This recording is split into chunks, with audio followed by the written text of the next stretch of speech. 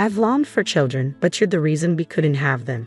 My husband spat out, hurling those hurtful words at me after 20 years of marriage. In that moment, I realized I couldn't continue with him. His callousness cut deep and his mind was elsewhere, dreaming of a new life without me. It felt as if some divine eye had witnessed his cruelty. My name is Lisa, 45 years old, a secretary at a law firm. Our marriage, nearing 2 decades, had been modest and childless. Despite our shared desire for children, infertility plagued us, primarily my own struggles.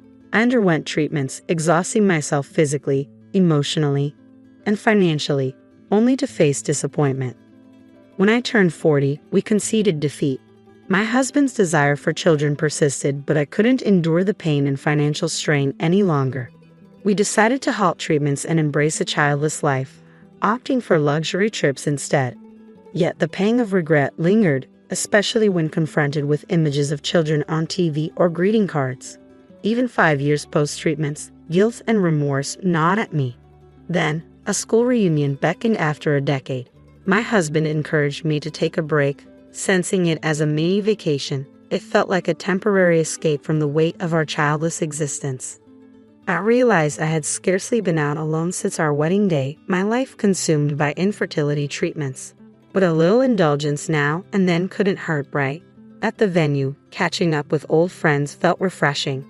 "Lisa, long time no see. You look great, slimmer than before," one friend remarked.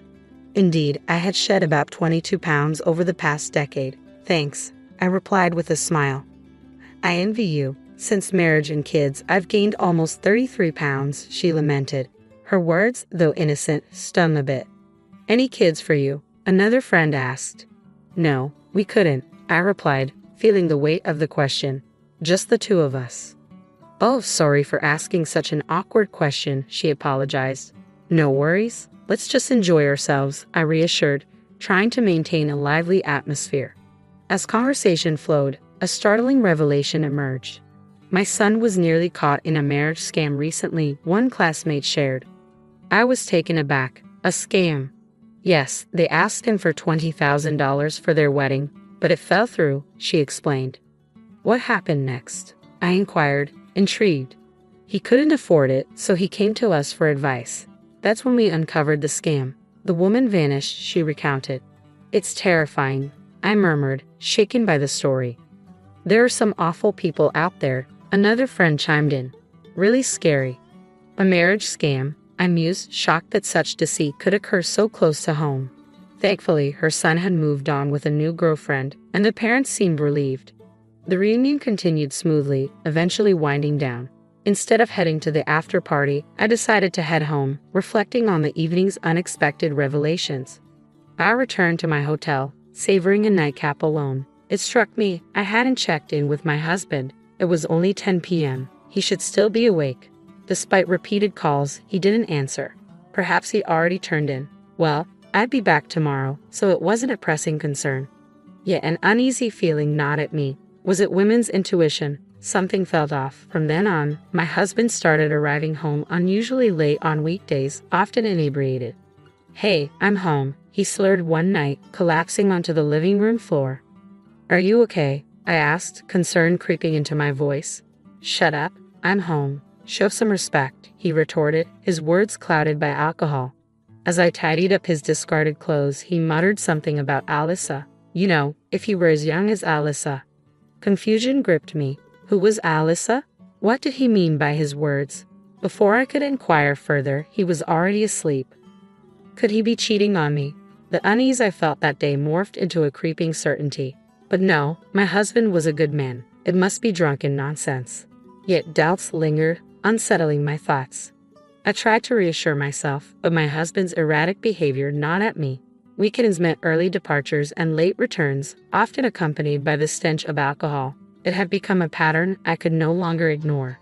"You're going out drinking almost every day lately. Are we okay?" I ventured one evening.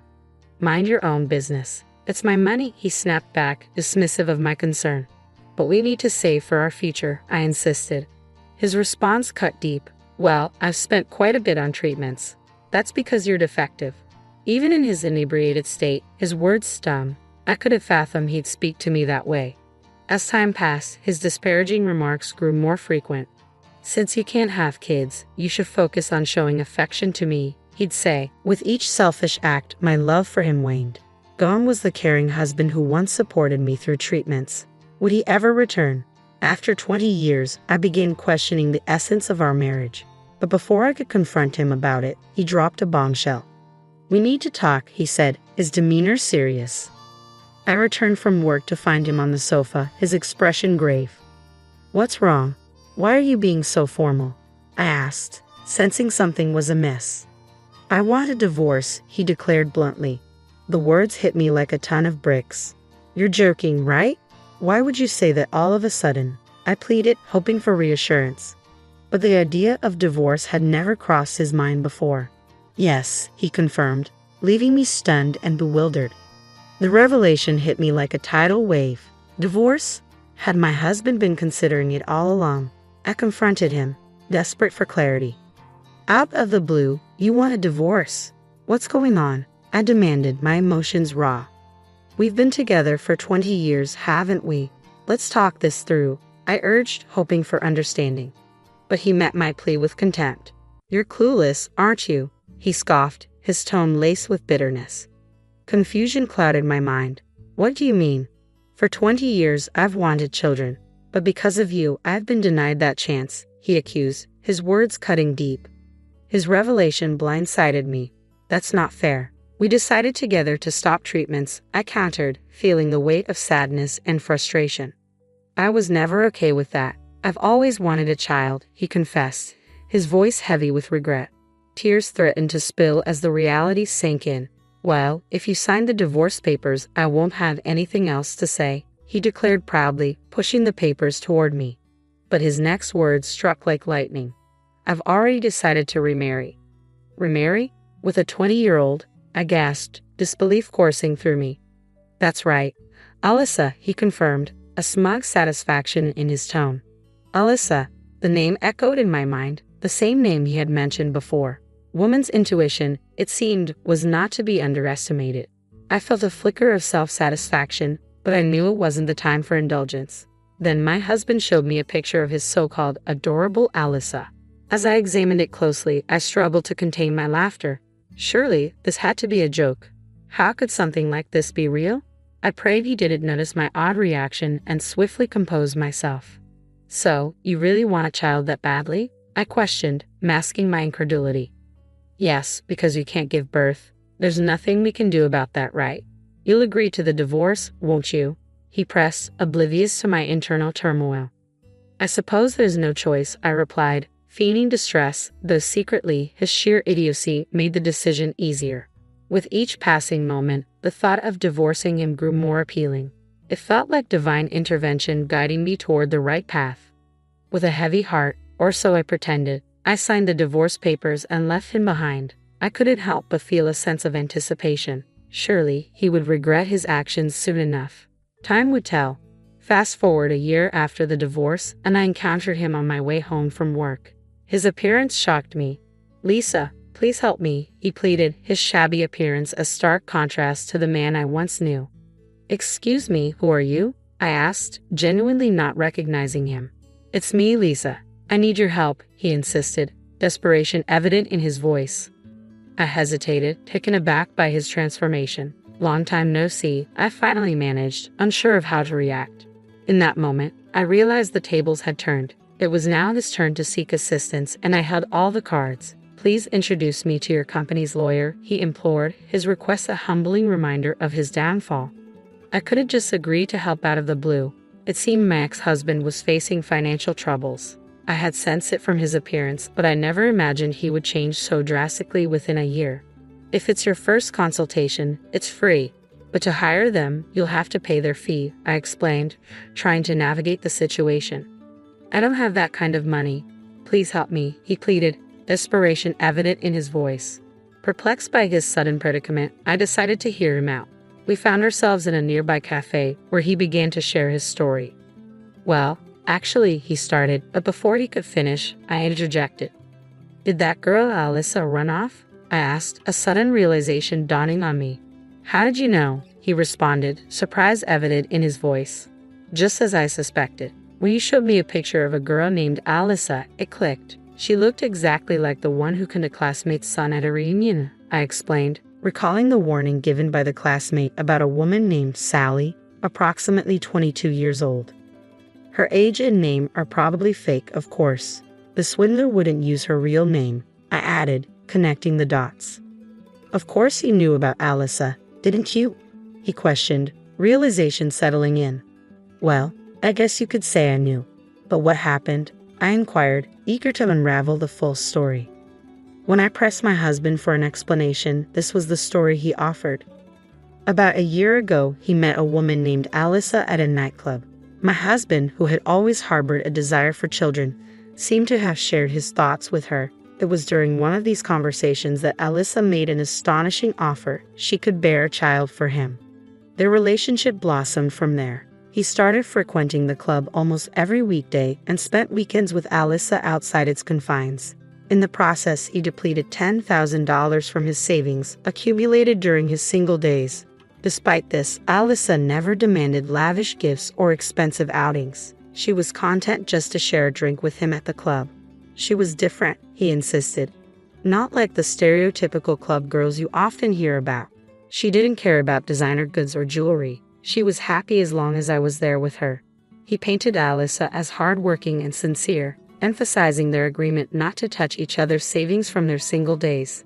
I thought it was his money and he could use it as he pleased, I admitted, unaware of his extravagant spending. Then my husband revealed the twist in the tale. Alyssa's true colors had emerged. I want to get married, but I had debts totaling about $20,000. Then my husband promised to take on Alyssa's debt and transferred the money to her, I recounted, my voice heavy with regret. They moved in together right after our divorce, but Alyssa continued her nighttime work and rarely came home. Eventually, she quit her job at the club and disappeared, taking all the money with her. How could he be so foolish? I lamented, feeling a sense of despair at having been married to such a man for 20 years. Did you make a promissory note? I inquired, hoping for some semblance of responsibility. A what? My husband looked puzzled. You lent her money, didn't you? Didn't you get a note? I pressed, frustration creeping into my tone. We were going to be a couple, so I didn't do such a thing, he admitted. So, you basically gave her the money, is that it? I asked incredulously. In this case, it seems like you donated $20,000 to Alyssa out of goodwill, I concluded, my disappointment palpable. This woman must be a pro, I mused, realizing the extent of her deception. In the case of donations, if the amount exceeds $11,000 in a year, gift tax is imposed. Depending on the case, the receiver might be taxed. So, Alyssa just took $20,000 in cash and vanished, splitting the money into two parts across 2 different years to avoid taxes. The reason my husband thought she was a good girl who never asked for material gifts was because she knew the law well. So, what should I do? I asked, feeling overwhelmed. I don't know. Maybe consult a lawyer. It'll cost you, though, he replied, his shoulders slumping in defeat. All my savings from my single days are gone, and the woman I loved ran away from me. I can't go back on my word to the company about remarrying after boasting about getting a younger wife. Isn't that his own doing? I thought, feeling the weight of my husband's pitiful situation. Lisa, it's my fault. Please come back to me, he pleaded.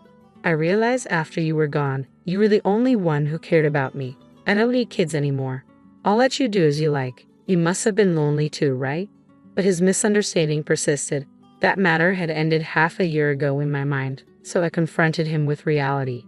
You know, it's been a year. What's with this sudden change of heart? Isn't it a little too late now? Lisa, are you going to abandon me? Well, it was you who pushed for our divorce in the first place, remember? I reminded him. You're the only one I can rely on. My ex-husband looked utterly exhausted, and I decided to show him a little mercy. All right then, shall I call up a lawyer friend of mine? Lisa, thank you. I knew I could count on you, he said, tears welling up in his eyes. Mr. Johnson, the lawyer from my company, arrived at the coffee shop. John, over here, I called out, and my ex-husband seemed somewhat perplexed by our overly familiar demeanor. You see, we've been dating for the past 6 months now, I explained. What was it you needed advice on? As I finished speaking, my ex-husband looked as if he was in a daze. No, well, I think that'll be it for today, he muttered. suddenly snapping back to reality and hurriedly leaving the coffee shop. In the end, he couldn't afford to hire a lawyer and resigned himself to his fate. Rumor had it that his company was abuzz with talk of his unfortunate situation, left by his soon-to-be wife and ignored by his ex-wife. As Mr. Johnson and I spoke later, I confessed the truth about the charade. "I'm sorry for involving you in all this, I apologize." "No worries, Lisa. I'm glad I could be of help," he reassured me. "By the way, do you have any plans after this?" Caught off guard by the unexpected turn of events, I was a little flustered, but a fresh start in my mid-40s didn't seem like such a bad beginning. "Yes, I'd love to," I agreed, certain that a fun-filled future was awaiting me. I couldn't shake off this feeling of excitement. On the day my mom passed away, my sister-in-law made a hurtful joke, saying I slept in and missed the funeral. She then mentioned she wouldn't be attending. It made me angry because she had convinced my sick mom to spend a lot of money on a new house, and now she was acting this way. Trying to keep calm, I warned her she'd regret it, but she just hung up. Later, at the funeral, even my usually gentle brother was furious with her. "My name's Lisa. I'm 28, single, and have a good job that keeps me busy. Despite everything, I'm doing okay. Today is a day off from work, so I went back to my mom's place after a long time." I greeted her, and we had a nice chat over tea. My mom is a kind and elegant person, but she's been living alone since my dad passed away a few years ago. Both Dad and I always worried about her health because she's not very strong. Whenever I have time off, I make sure to visit Mom and spend time with her. During our chat, I asked if anything troublesome had happened lately. Just as she was about to tell me, the doorbell rang. Mom said it might be Stephanie. Stephanie is my brother's wife. They recently got married, and she's my sister-in-law. I often wonder how my quiet brother ended up with someone as talkative and pretty as her. Although I sometimes find her unexpected visits a bit annoying, I appreciate her caring about our mom. When Stephanie came in, she greeted us cheerfully. She mentioned how long it had been since we last met, and then started talking about my job in accounting. She said she's too busy with housework and hinted that it would be nice if I got married soon too. Yeah, maybe my sister-in-law acts timid around my mom, but sometimes she makes these sneaky comments to me. I'm not sure if she's trying to be mean, but it definitely makes me feel uneasy. Looks like my sister-in-law's here too, so I'll head out, I told Mom when I said goodbye. She agreed and said we should catch up more next time before seeing me off. As I left, I couldn't help but wonder if Mom was really okay with my sister-in-law. She's not one to gossip or complain, so I worry she might be keeping her feelings inside. A few months later, Mom told me that my brother was building a fancy new house. My brother makes a good living, but he's not super rich, right? And my sister-in-law doesn't work, so how are they affording such a big house? I wondered aloud. Well, I actually helped him out with some money from your father's inheritance. Mom confessed. How much? I asked. Around $20,000, Mom replied. $20K? Mom, are you serious? I exclaimed in shock. My dad always taught my brother and me to be self-sufficient once we grew up, so I couldn't understand why Mom would give away such a large amount of money. Stephanie, your sister-in-law, kept coming over almost every week asking for help. I just couldn't say no, especially since Andrew and Stephanie promised to take care of me when we all lived together. I felt like I had to help, Mom explained. Well, if you're sure about it, Mom, but aren't you worried you're giving too much? I asked. No, not at all. This will make things easier for you, Lisa. I'm actually excited about our new life together, Mom replied with a smile. They went ahead and built their house, and my brother, his wife, and Mom moved in together. When I visited to give them a housewarming gift, I was amazed by their luxurious house. It had a modern kitchen and bathroom, fancy interior with real wood, and a big backyard. There was no way my brother could afford all of this on his own. My sister-in-law proudly gave me a tour of the house, and when it was over, I pulled my brother aside quietly. Congratulations on the new house, Andrew. Please make sure to take good care of Mom. Thank you, Lisa. "Don't worry, Stephanie will take care of Mom while I'm at work," he assured me. I felt guilty about Mom contributing money, but we're determined to ensure she's even happier from now on. It seems my brother wasn't aware that his wife had been asking Mom for money for the new house.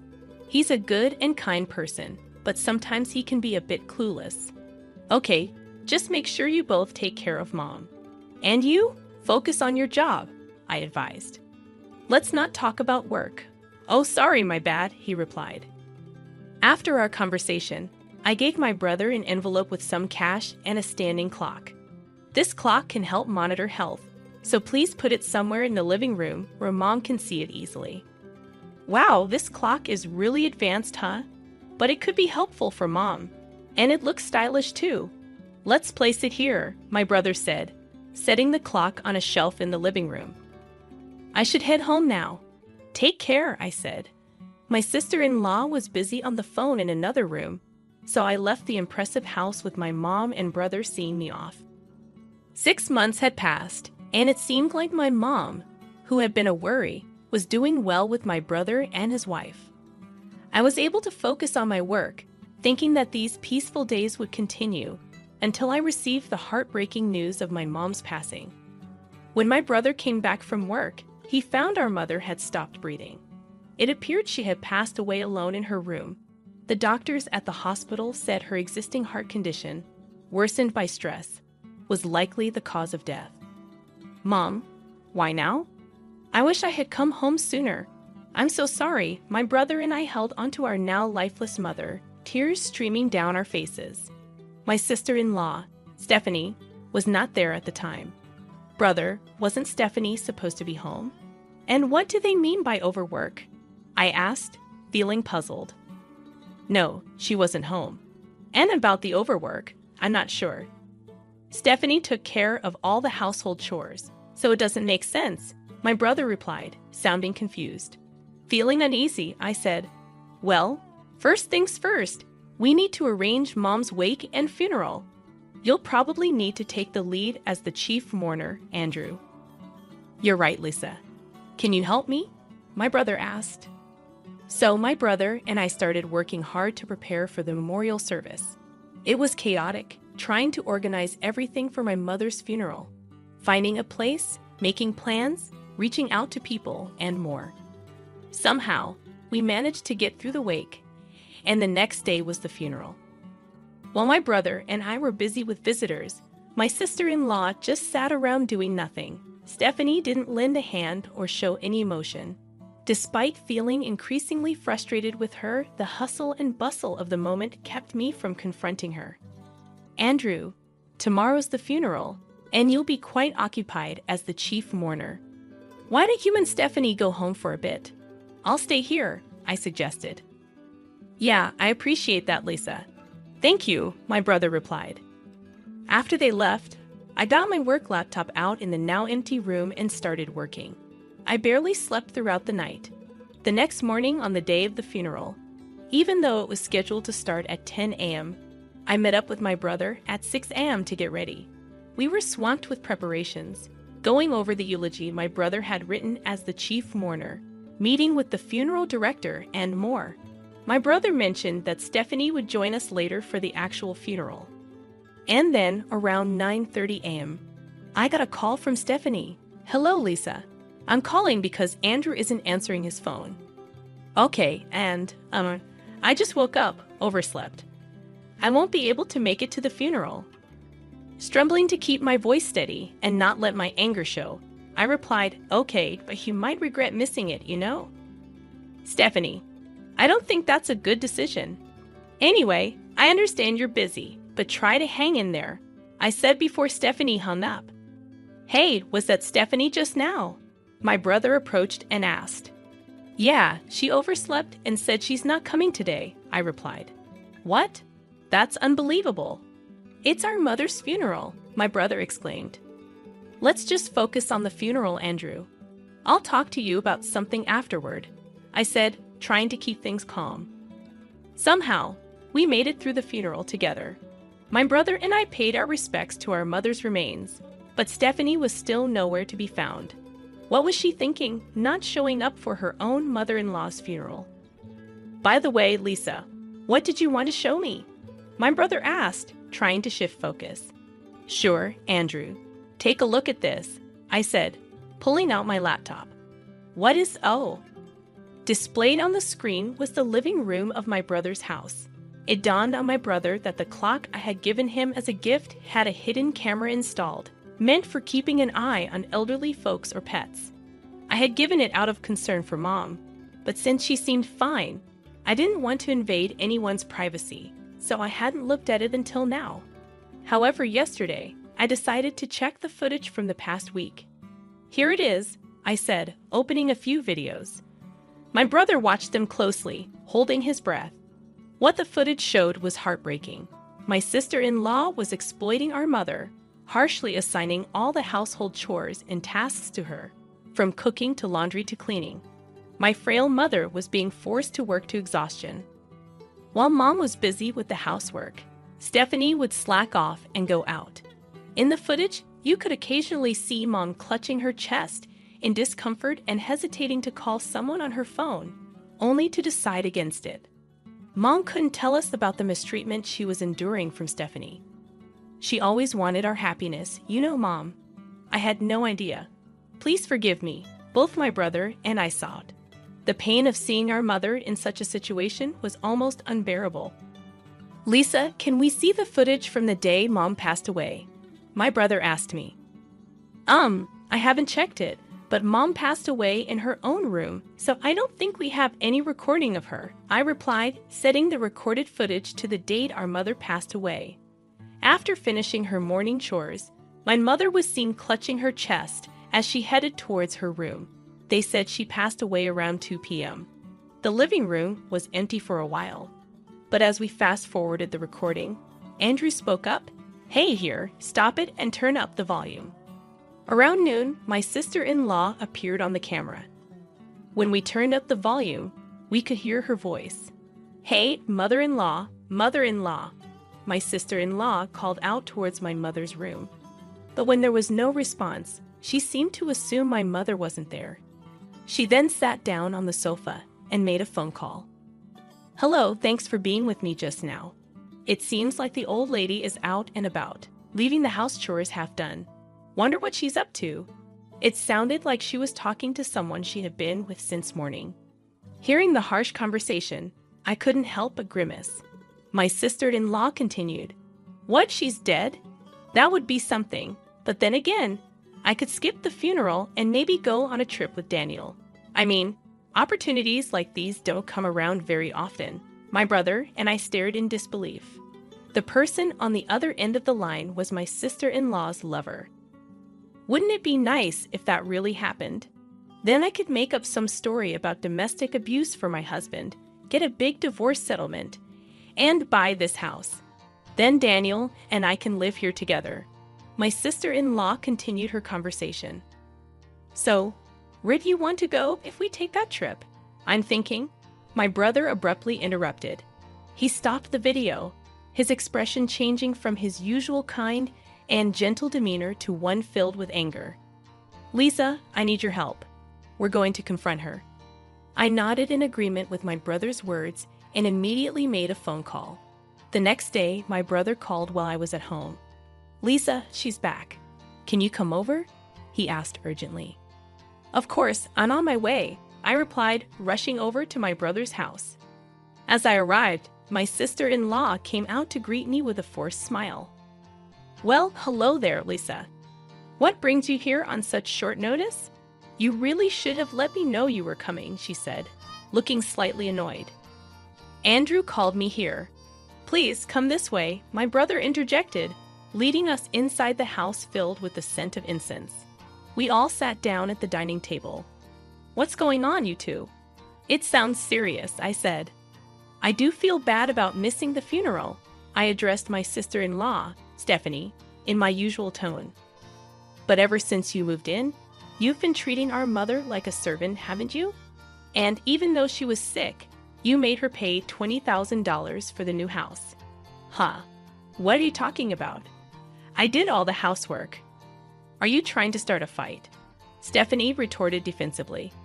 Actually, everything has been recorded. I'm not actually an accountant. I'm a private investigator, I revealed. My brother was the only one who knew. I pointed to the surveillance camera embedded in the living room clock and showed her my phone. The video of my mother doing housework under my sister-in-law's command was on the screen. What? This is a violation of my privacy. What were you thinking? Delete it now. Stephanie raised her voice, clearly alarmed. I installed it. As the owner of this house, I have the right to do so. It's not a violation of privacy, my brother calmly responded. What's going on with you two? And what do you mean by private investigator? Stephanie froze, realizing something was amiss. My brother silently got on his phone, and the audio of Stephanie's phone call began to play. I might just skip the funeral and go on a trip with Daniel, and maybe make up a story about domestic abuse from my husband for a big divorce settlement. As the recording played, Stephanie's face went pale. Now this isn't what it seems. Please, hear me out, she pleaded. What's the difference? Tell me, my brother demanded. Caught off guard, Stephanie began to make awkward excuses. Well, he's just a friend. We were joking around. I didn't cheat. There's no evidence, right? But there is, I said, spreading out several pictures on the table. Images of Stephanie coming out from a nearby resort with a man, being intimate in their car, and even entering a hotel on their way back. Clear evidence of cheating. What? What's this? How did you get these? Stephanie's voice trembled. You mentioned it over the phone, didn't you? You talked about where you wanted to go on your trip and how you planned to spend the night together with him. I had someone from our company take these photos, my brother explained. How could you do such a thing during our mother's funeral? I calmly spoke. Oh, enough. What's wrong with you all? Stephanie burst out. There's no way we can stay married after this, Stephanie. We're getting a divorce, my brother declared. But I'm going to demand plenty of alimony, and you're going to have to move out of this house, Stephanie countered. Excuse me? My brother and I exchanged a glance, stunned by her audacity. I mean, when people get divorced, the wife receives alimony, right? Now, hurry up and give me my money, Stephanie demanded. Actually, that's not true. Since you cheated, you're the guilty party, and you're the one who will have to pay compensation to my brother, I intervened. What? Clearly, you're even more foolish than I thought. Pitiful, just as Lisa said. I'm going to demand alimony from you and from your lover as well, my brother added. What? And besides, it's for me to tell you to leave. Don't ever come back, Stephanie retorted, growing more agitated. No, this must be a lie. Stephanie muttered as I handed her a return suitcase and escorted her to the entrance. After closing the door, I gently patted my downcast brother's shoulder. 6 months later, my brother's divorce from Stephanie was finalized. She tried to take it to mediation, but the evidence my brother had gathered made it clear to the mediators who the guilty party was. It turned out that Stephanie had been squandering the money from their joint bank account. So my brother was able to divorce her with almost no division of assets. After that, just as he had declared, my brother claimed alimony from Stephanie and her lover. The lover, who had planned on moving in with Stephanie using the alimony from my brother, was outraged by the alimony claim and immediately broke things off with Stephanie. Having nowhere to live and being dumped by her lover, my former sister-in-law is now said to be living alone in an old apartment, working part-time. My brother went through a period of depression. He eventually sold the house, stating that he was done with marriage. Now he lives alone. Seeing my brother looking so lonely, I've been considering introducing him to a kind woman I recently met through work. She's also a divorcee, so they might be able to relate to each other easily. With those thoughts in mind, I head out and work hard again today. My mother-in-law said she wants my son to marry someone else. She thinks you're too old for him because you can't have kids, my mother-in-law said, smiling at a younger woman next to her. My husband, sitting silently beside her, didn't say anything. Feeling upset, I stormed out of the room. But soon after, I regretted it and wanted to make things right. I feel really bad about marrying into this family. My name's Olivia, and I'm 38 years old. I met my husband, Sam, who's 8 years younger, through a friend. I was unsure about dating him because of our age gap, but he insisted that age doesn't matter. I love you, Olivia, he said, and we started dating. Eventually, we got married after 6 months. When Sam introduced me to his parents, his mother didn't like me because of our age difference. When you said you were bringing a woman to consider marrying, I thought she'd be young and cute. 38 years old, Sam. I mean, no offense, but think about it again. Younger women are usually better, she told Sam right in front of me. My father-in-law intervened, saying, if Sam thinks she's good, then she's good, right? Sorry for my wife's rude comments, Olivia. Eventually, we got their approval for our marriage. My father-in-law was good at smoothing over my mother-in-law's harsh words, making it seem like he didn't want any conflict. But after we got married, he often ignored issues, which was disappointing. Sam's family was well known as landowners in our small town, and my mother-in-law loved to brag about it. Even though she wasn't technically related by blood, she married into the family, just like me. This family is very wealthy, and Sam, being the favorite, has a charming and dreamy aura. My previous partner was very careful with money, which was tough. So Sam's relaxed and generous attitude towards money is quite attractive to me. Even though my mother-in-law reluctantly accepted our marriage after my father-in-law scolded her, she doesn't seem happy about it. She keeps telling me how a good wife should act, which is frustrating. She's influential among the local women and takes pride in leading the Women's Association and being popular. She insisted I take time off during the week to meet the association members. She believes it's important to impress them. She introduced me proudly, but some of them hinted that she might not be as well liked as she thinks. Oh, and she also told me to get a medical checkup to see if I could have children. I was a bit put off that it was her, not Sam, who ordered it, but I was also curious to know if I could get pregnant, so I agreed. Gynecological exams aren't exactly a walk in the park. Despite being important for women's health, they're uncomfortable. Does anyone else find sitting in that examination chair waiting unbearable? Despite the discomfort, my bridal health check results were good. I felt relieved when the doctor said, "You're healthy." Sam seemed worried, but he looked relieved when I told him the news. I shared the results with my mother-in-law, hoping we could finally celebrate our marriage happily. But then she said, "Good, you've passed the first hurdle." The first hurdle? What did she mean by that? I thought she'd be happier. Was she secretly hoping for bad news? As I tried to figure out how to respond, my mother-in-law surprised me with a proposal. After you get married, let's build a duplex and live together. You'll split the down payment and mortgage. You work in administration, right? Your salary might not be high, but you should be able to handle it at your age. A duplex? Living together? Splitting the costs with me? I felt overwhelmed by this sudden flood of suggestions. I looked at my husband sitting beside me, hoping for some support, but he remained silent. "Could you please chime in?" I asked him. I haven't discussed anything about living together with Sam.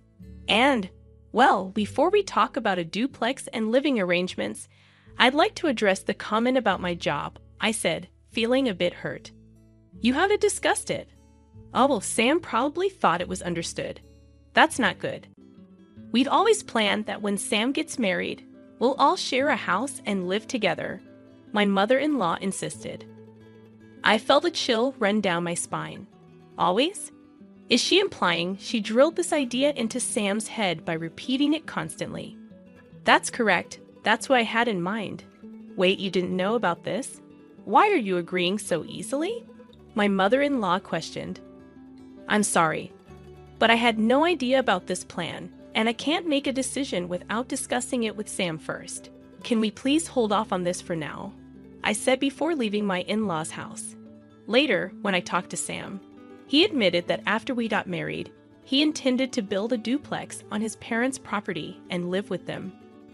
I was furious that Sam hadn't told me about his plans, but when he apologized and said he forgot, I couldn't stay mad. I thought I might not find someone as kind and handsome as Sam at my age, so I ignored the warning signs and went ahead with the marriage. Looking back, I realized I should have been more cautious. I ended up going along with my mother-in-law's wishes and helped pay for a duplex where we'd live with Sam's parents. 6 months into our marriage, I found out I was pregnant. I kept it a secret from my in-laws until I was sure everything was stable.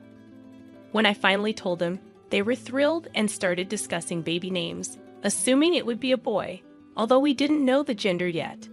Despite feeling pressure, it's nice to see them happy.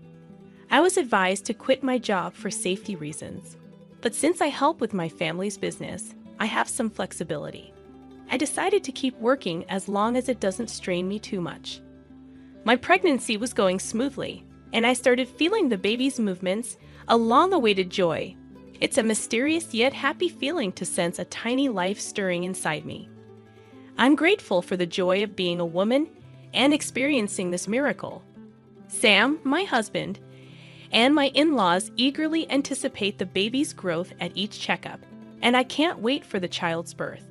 I have a feeling that my relationship with my mother-in-law will improve once the baby arrives. One day, when everything seemed perfect, I noticed the baby's movements were weakening. I felt an indescribable anxiety and rushed to the hospital. The doctors gave me heartbreaking news. Something was wrong with the baby. Why? How? I was living normally. What did I do wrong? I was gripped with fear over the risks. I was hospitalized immediately, but despite the doctor's efforts, my child passed away. Just a few more months and I could have held my baby. Why did this happen so suddenly? It felt like just yesterday when the baby was moving so energetically inside me. Was it my fault? As I cried in sorrow, my husband's words pierced through my pain. How long will you cry? It's over now, isn't it? Crying won't bring the baby back. Stop crying. I was stunned. What was Sam saying? Our child had just passed away. Even though I was taken aback by this cold side of Sam I had never seen before, my shattered state of mind left me unable to speak. Then came the day I was discharged from the hospital. Sam didn't come to pick me up. I managed to force a smile and reassure the nurses who were concerned about me going home alone. When I arrived home in a taxi, Sam, my mother-in-law, and an unfamiliar woman greeted me. "Welcome back. It's a shame, isn't it?" said my mother-in-law with a strange smile. "Yes," I responded, taking a seat on the living room couch as suggested. The seating arrangement was strange, with my mother-in-law and the woman sitting across from me on a bench, and Sam sitting next to them, showing no effort to comfort me or make eye contact. As my mother-in-law spoke, my heart sank. "We've talked it over with Sam. Since you can't have children anymore, we don't see the point in keeping you as our daughter-in-law. We're thinking of having this other girl marry Sam instead." Hearing those words while still reeling from the shock of losing my baby, tears filled my eyes. But I refused to let myself break down. I had to stay strong, telling myself that crying would mean giving up. I kept my head down, unable to look up. Ignoring my distress, my mother-in-law continued heartlessly. "If you're willing to work and support our family instead of having children, we might consider letting you stay. What do you think? Can I count on you to take care of us if they leave me behind?" Confusion and disbelief washed over me. Without thinking, I looked at my husband for support. But when our eyes met, Sam quickly looked away. Beside him, a woman who seemed triumphant stared back at me. I remembered her as Sam's childhood friend, introduced to me at our wedding. Seeing that my husband wouldn't even meet my gaze, I realized he's not on my side. He won't help me. A chill ran down my spine, and strangely, my mind became clear. They must have discussed this during my hospitalization. They planned to replace me, the woman who can't have children, with a younger wife who can bear in hair. If I stay here, I'll only suffer.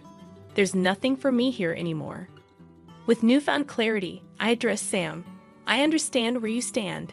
Let's get a divorce. Please go and live happily with your new wife." Leaving the house, I returned to my family home. My parents, surprised but warmly welcoming, were already aware of my miscarriage. They were outraged by the cruelty I had faced so soon after leaving the hospital. Their warm reaction was a relief after everything, and I ended up crying a lot that day. Exhausted from tears, I fell asleep. However, the next day, my mother-in-law and husband, who had shown such cruelty in driving me out, unexpectedly showed up at my family home. At first, my mother dealt with them normally, but once she realized who they were, she refused to engage with them. Then, they started incessantly ringing the doorbell, shouting, "We've canceled the divorce. Come back now." You see, my family runs a barbecue restaurant, a well-known spot that serves a globally famous brand of beer. It's frequented by many celebrities and athletes who enjoy our delicious food.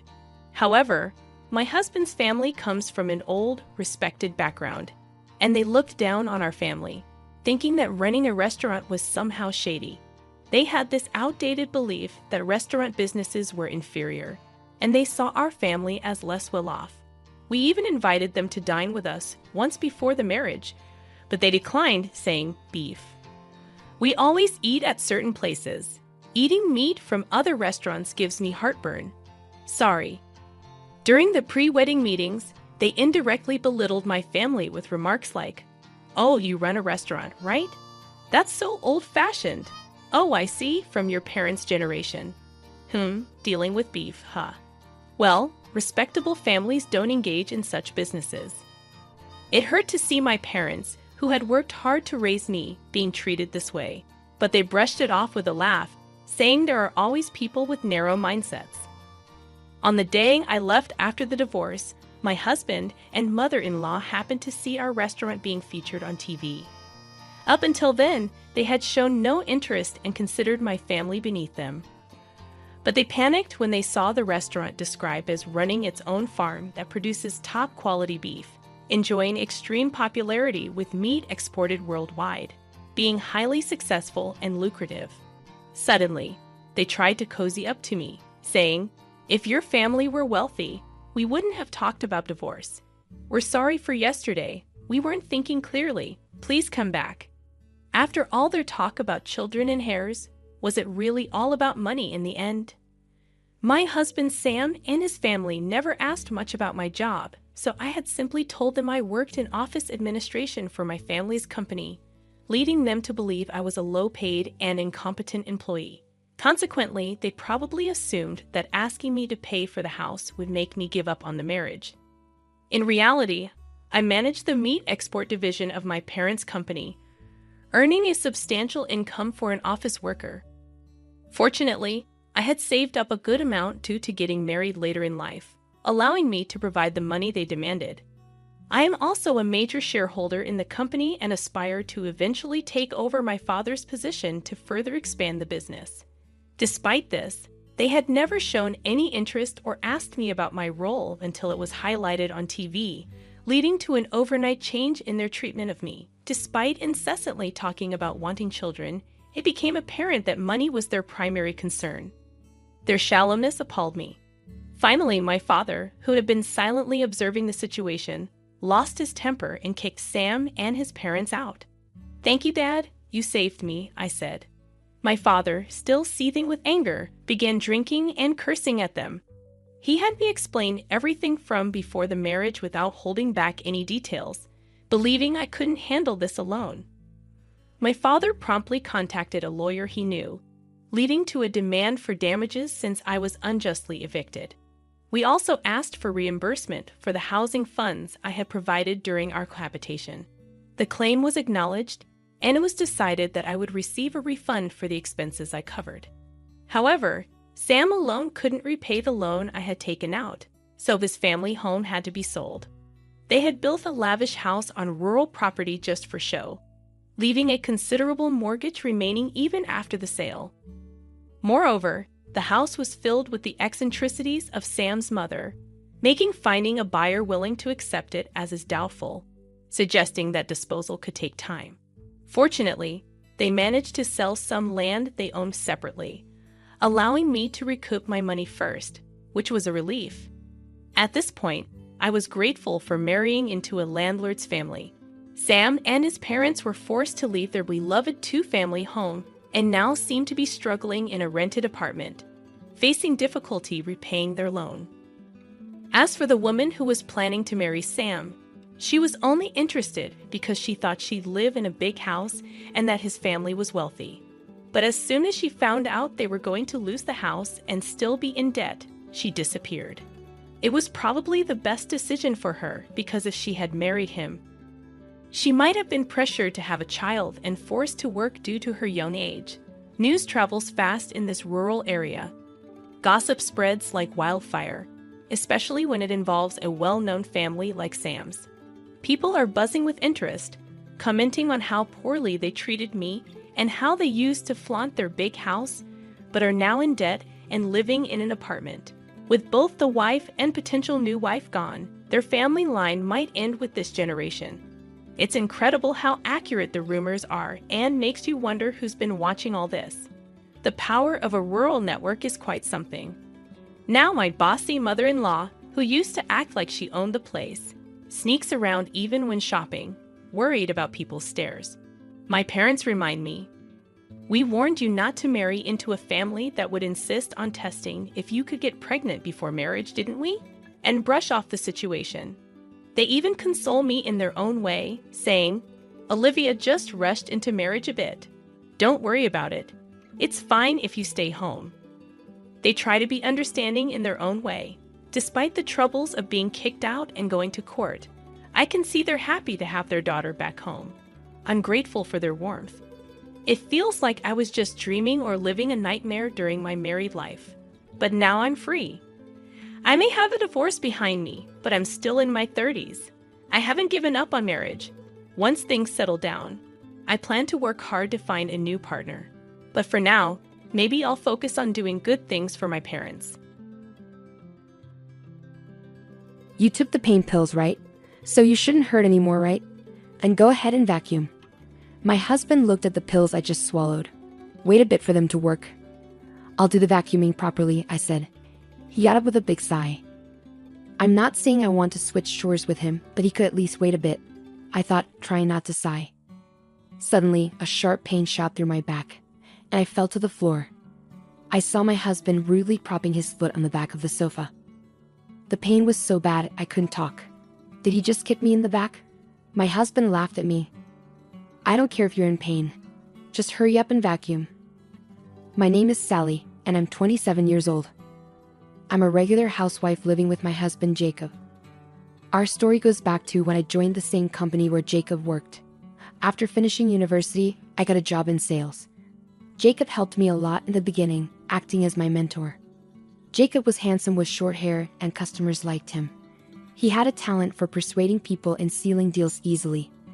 In sales, there are two types of successful people. Those who know a lot about what they're selling and use that to convince customers, and those who just have a way with people and make customers want to buy from them personally. Jacob was definitely the second type. At first, I just looked up to Jacob for his success in sales, but when I struggled to close a deal and felt low, Jacob reached out to me. Over time, we grew closer, going out for meals and spending more time together. Eventually, I developed feelings for him. So when we started dating, I was incredibly happy, even crying tears of joy. And when he proposed, I was so thrilled that I couldn't stop jumping around with happiness. After we got married, we were very happy together. But there's one thing that brings me down sometimes. I've had severe menstrual cramps since I was in school. At first, I used simple painkillers from the store, but as time passed, I needed stronger ones to handle the pain. When Jacob and I were dating, he was really understanding during my periods. He would change his plans to help me, rub my back when I was hurting, and listen to me complain. I thought this care would continue after we got married, but things changed. During my period, I'd do my chores when the painkillers kicked in, take a break on the sofa for a bit, and then get back to work. But to Jacob, it seemed like I was just lying around all day. No matter how much I did around the house, he never showed any sympathy. Then we bought a new house. We used to live in an apartment, but we got a bigger place because we wanted to have kids someday. Jacob's parents like to have parties, so he decided we should host the next one at our new house. Jacob got everything organized really quickly. He told everyone the date and time of the party and gave me a list of relatives who were coming, along with their ages and what foods they didn't like.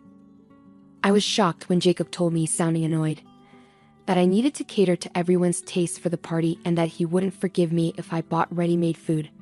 Planning the menu was tough because everyone had different dislikes, and what one person liked, another person hated. I spent several nights staying up late planning the menu.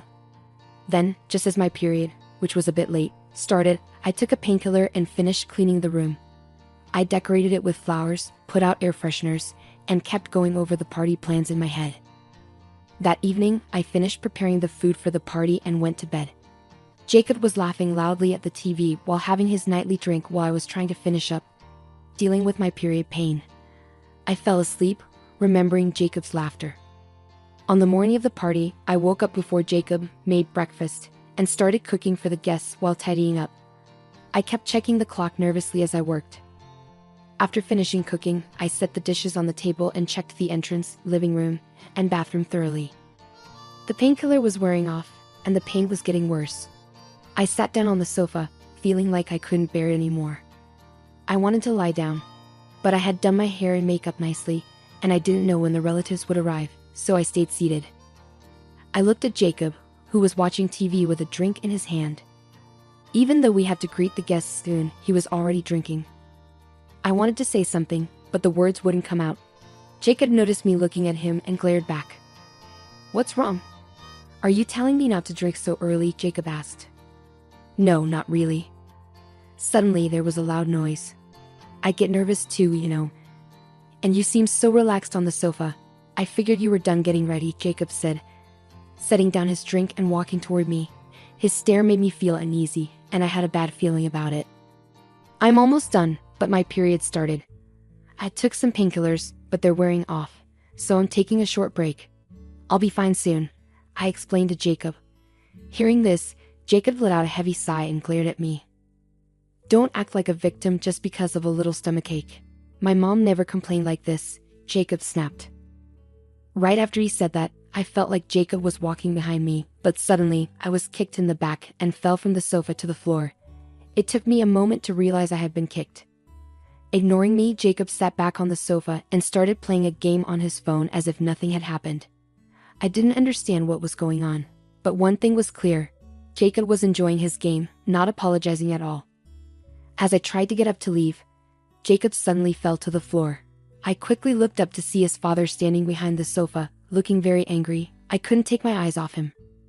"What's happening?" Jacob asked, looking confused as he checked the sofa.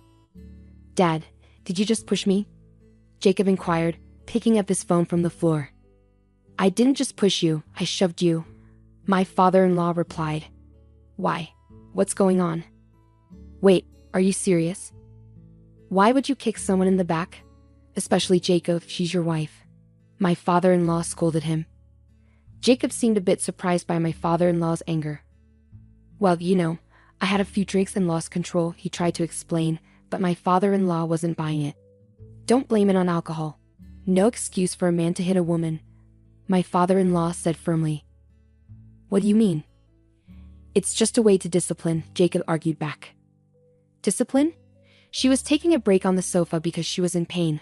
I was teaching her that she doesn't work, she doesn't rest. "Isn't that right, Sally?" Jacob asked, turning to me for support.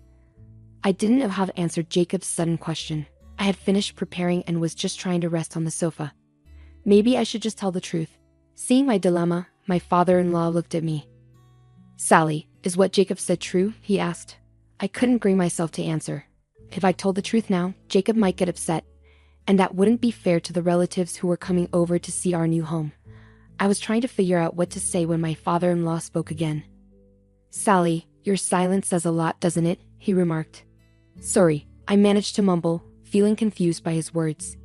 "If Jacob was telling the truth, you would have confirmed it right away, but you stayed silent. Does that mean there's something, or everything, wrong with his story?" My father-in-law's words struck me hard. I wanted to tell the truth. "Everything's ready, we just need to welcome the guests." "I'm just not feeling well today," I said, trying to be diplomatic. "Ah, you're just on your period?" Jacob interjected abruptly. I felt like crying at his lack of sensitivity.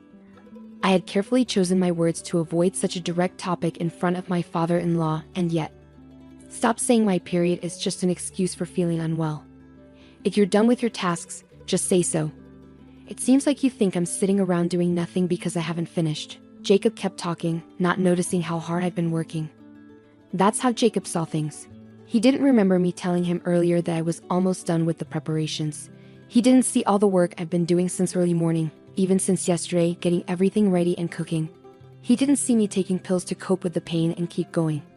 He decided we have the gathering here but didn't lift a finger to help with the preparations or cooking. I did it all by myself. I started to get really angry. "Listen to me," I began, but Jacob cut me off. "She's always complaining about how bad her menstrual cramps are, but she never gets used to them. Every month when she gets her period, this is what happens," Jacob said, turning to his father. "Dad, Mom wasn't like this, right?" Jacob sought validation. "But it seems I made the right choice to come over early and help Sally since you, Jacob, decided to host this gathering without considering her." "What? Inconsiderate? Me? No, Jacob, that's you. If you had worked with Sally, you would have seen how hard she worked on the preparations despite her pain. Instead, what did you do? Did you start drinking before everyone arrived? You were the one slacking off, Jacob." My father-in-law's outburst shocked everyone there. Jacob seemed to shrink back at his father's words. I didn't want Jacob to regret this like I do. "I've tried to educate you about this, but..." My father-in-law sat down heavily, sighing deeply. "Your mother also suffered from severe menstrual cramps like Sally. As a man with no knowledge about menstruation, back when information wasn't as easily available as it is now, I used to think your mother, who couldn't handle her own body, was just being spoiled. I thought only people who couldn't manage themselves suffered from menstruation." My father-in-law spoke slowly, as if remembering the past, his gaze distant. "Back then, painkillers were just for peace of mind. Your mother, being a full-time housewife, was told by my mother to do all the household chores. No matter how much menstrual pain she was in, I didn't let her rest. Then, one day, your mother fainted. I rushed her to the hospital, and the doctor told us she had endometriosis. Because of that, her dream of giving you siblings became impossible." My father-in-law continued. Jacob listened intently, staring at my father-in-law's face. Every person's body is different, and not everyone will have the same experiences. But if you ignore severe menstrual pain, it can lead to illness. Your mother did get sick. She was dealing with household chores, raising children, caring for her in-laws, and living with an inconsiderate husband. She had many sources of stress. She ended up infertile and couldn't get pregnant as she had hoped. I blamed it on the times and blamed my mother, but I was wrong. It was my responsibility to understand. It's a pain that we men can't experience, so I should have properly listened to your mother and accepted her as she was. I failed to do that. It was my fault. I regret not challenging my mother's views and remaining ignorant, even now." My father-in-law spoke in a somber tone, gently supported by my mother-in-law. I could only nod to my mother-in-law, who had just arrived, with a sad smile on her face. "You did your best to understand me, didn't you? Despite your demanding job, you even helped out with household chores. And to think that you cut ties with your own parents for me." My mother-in-law looked at my father-in-law with kind eyes. "Of course I did. I didn't want to burden you any more than I already had. I wanted the three of us to live happily, so that's why I did what I did. But cutting ties with my parents was a big decision. I wanted to avoid having to make such big decisions. That's why I've always tried to teach you, Jacob, hoping that you wouldn't make the same mistakes as I did. But it seems that I wasn't able to convey that to you at all," my father-in-law explained. Feeling the weight of the conversation, Jacob tried to lighten the mood. "Hey, don't you think you're being a bit too dramatic, Dad? In my memory, sure, there were times when Mom was really unwell and had to lie down. But I don't remember her ever having to lay down because of something as minor as her period. Is this some kind of nostalgia bias? Are you maybe just assuming it was harder than it really was?" Jacob's words hit a nerve.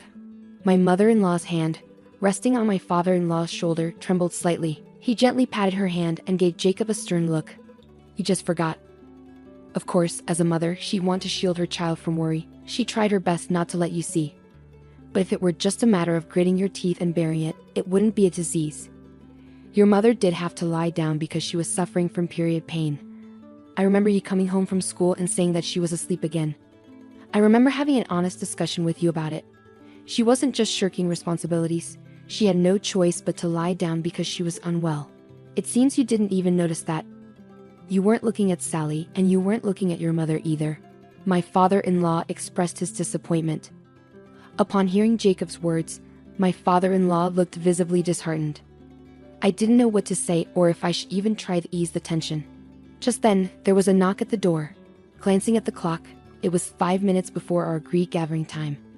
Despite my aching stomach, I hurriedly answered the door. As expected, it was one of our relatives. I quickly greeted them and rushed back to the front door. Upon opening it, all of our relatives stood there, holding a beautifully arranged bouquet of flowers as a housewarming gift. I thanked them warmly, provided guest slippers, and courteously ushered them into the living room. When all the relatives entered the living room, the tension between Jacob and my in-laws was palpable. The relatives exchanged uneasy glances with each other. "What's happening?" one of the relatives asked my father-in-law. "Thanks for coming to Jacob's housewarming party. We were just in the middle of a disagreement, so I apologize for the tense atmosphere," my father-in-law explained. Jacob here thought Sally was just being lazy when she was actually resting on the sofa because she wasn't feeling well. He pushed her off the sofa. So I was reprimanding him. At my father-in-law's words, all the relatives looked shocked, and a younger woman among them approached me with concern. "Are you okay?" "You must be exhausted from all the preparations," she said sympathetically. I shook my head in response. "No, it's just... I'm dealing with really painful menstrual cramps." "What are you saying?" "Even workplaces offer menstrual leave, you know. I've used it myself." The woman remarked in disbelief. "The severity varies, but if it's really bad, you can take time off work.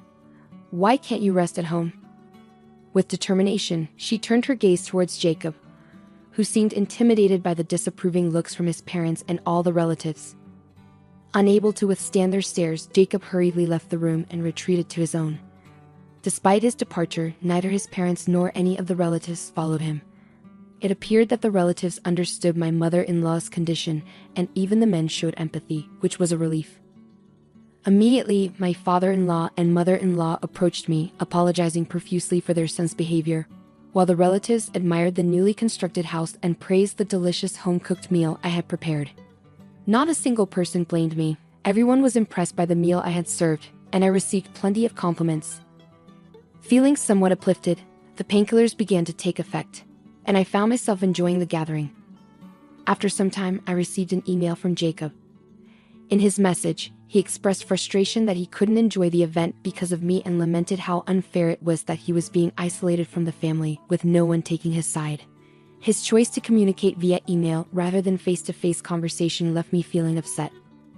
As I was contemplating how to respond, my mother-in-law glanced at my smartphone. Upon seeing the message, she immediately rose from her seat.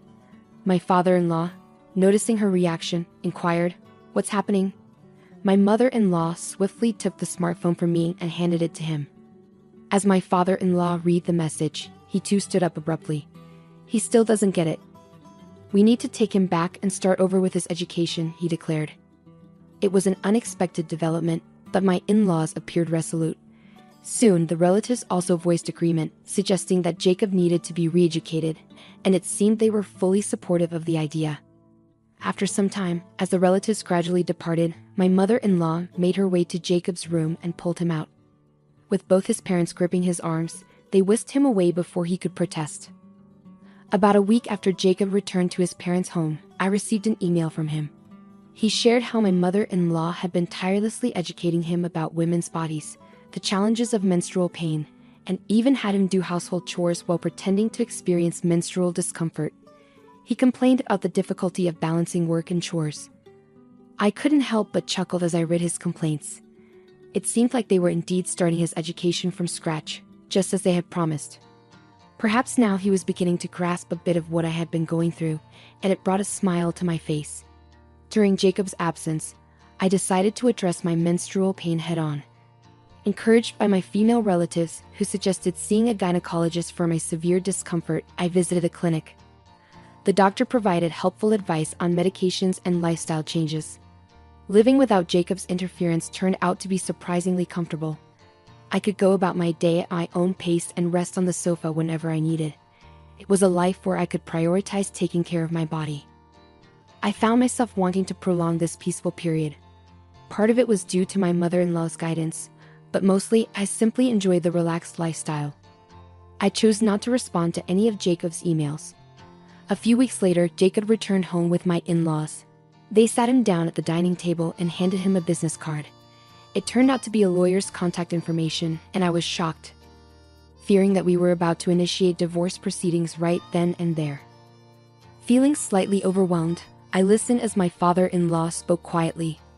"Sally, if he ever mistreats you again, don't hesitate to contact this person for a divorce," he said, his gaze serious. During the time Jacob was away, it seems he had a serious conversation with my in-laws and promised to change his ways.